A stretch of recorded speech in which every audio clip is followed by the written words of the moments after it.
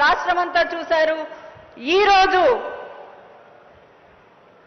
తెగిడిన నోటితోనే పొగడ్తలు కురిపించేటువంటి పరిస్థితికి వాలంటీర్ వ్యవస్థను మీరు తీసుకువచ్చారు. అదే కదా పాలన అంటే.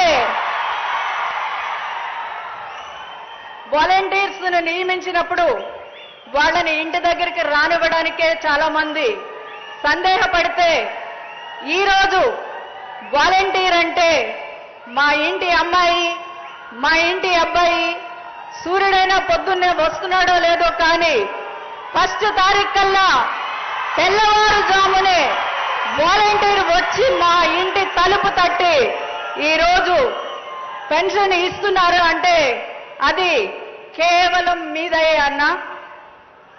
ఇప్పుడైతే కోవిడ్ రోజులు, లాక్డౌన్ రోజులు మనం మర్చిపోయాం కానీ ఆ రోజు ఇంట్లో వాళ్ళు ఒకళ్ళు పలకరించుకోవడానికే భయపడేటువంటి పరిస్థితుల్లో మరి వాళ్ళ కుటుంబాలను కూడా లెక్క చేయకుండా సేవలు అందించినటువంటి సైనికులు ఎవరన్నా ఉన్నారంటే అది వాలంటీర్లు మాత్రమే అని చెప్పుకోవడానికి మేము కూడా గర్వపడుతున్నామన్నా.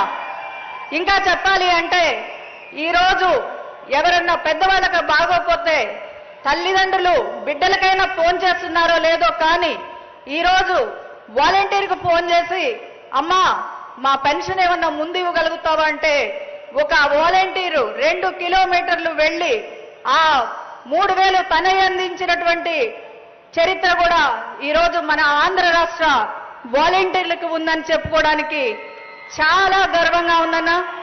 మీరు ఇస్తున్నటువంటి ఇంకా చెప్పాలి అంటే ఒక వాలంటీర్ని స్టేట్ కార్పొరేషన్ చైర్మన్ గా చేసినటువంటి ఘనత కూడా అది మీకే దక్కుతుందని చెప్పుకోవడానికి గర్వపడుతున్నామన్నా. మరి మీరు వాళ్ళ సేవలను ఇతోధికంగా పెంపొందించే విధంగా మీరు ఇస్తున్నటువంటి ఈ అవార్డులు వాళ్లకు ప్రోత్సాహకాలు ఒక మెడిసిన్ లాగా పనిచేస్తాయని చెప్పడానికి కూడా ఏమాత్రం సందేహం లేదని తెలియజేసుకుంటానన్నా. ఇంకొకటన్నా, మన దేశం హరిత విప్లవం చూసింది, నీలి విప్లవం చూసింది, శ్వేత విప్లవం కూడా చూసింది. కానీ మన రాష్ట్రానికి ఉద్యోగ విప్లవం తెచ్చినటువంటి వ్యక్తి ఎవరన్నా ఉన్నారంటే అది మీరేనన్నా. ఒకే నోటిఫికేషన్తో 1,35,000 సచివాలయటువంటి సిబ్బందిని మీరు కులం చూడలేదు, మతం చూడలేదు, ప్రాంతం చూడలేదు, పార్టీలు చూడలేదు, పారదర్శకంగా ఉద్యోగాలు ఇచ్చినటువంటి ఘనత ఏదైనా ఉందంటే అది కేవలం మీకే చెల్లుతుందన్నా. ఇంకా ఈరోజు మీరు కల్పించినటువంటి ఉద్యోగాలు ఎంత అని కేంద్రం చెప్పిన లెక్కలు 16 లక్షల మందికి ఈరోజు మన రాష్ట్రంలో ఉద్యోగాలు కల్పించబడి అన్న. ఈరోజు మరి రాజధాని ప్రాంతం అన్న గతంలో 1000 రూపాయలు ఇచ్చారు. మీరు వచ్చిన తర్వాత దాన్ని 3,000 రూపాయలకు పెంచారన్నా. మీ దయతో దాన్ని 5,000 చేయమని పెద్ద మనసుతో అంగీకరించమని కోరుకుంటా ఉన్నానన్నా.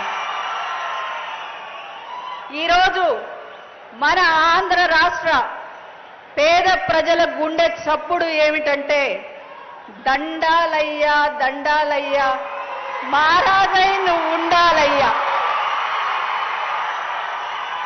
చివరిగా అన్న ఈ ప్రాంత ప్రజల కోరిక ఒక్కటి మనవి చేసుకుంటానున్నా. ఇక్కడ కార్మెల్ మాత కొండ ఉందన్నా, దాని మీదకి ఘాట్ రోడ్డు అడుగుతున్నారన్నా. మీ దయతో మళ్ళీ మిమ్మల్ని ముఖ్యమంత్రిగా చేసుకొని మేము ఆ కోరిక తీర్చుకోవాలని కోరుకుంటూ ధన్యవాదాలు. Thank you so much madam. ఇప్పుడు వాలంటీర్ల ముఖాముఖి. ముందుగా మహిళా వాలంటీర్.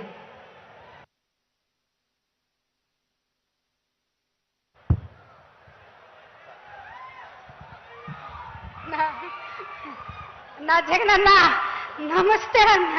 నిన్న దగ్గరగా చూస్తానని, ఇంత దగ్గరగా మాట్లాడతానని నేను కల్లో కూడా ఊహించలేదన్నా. నాకు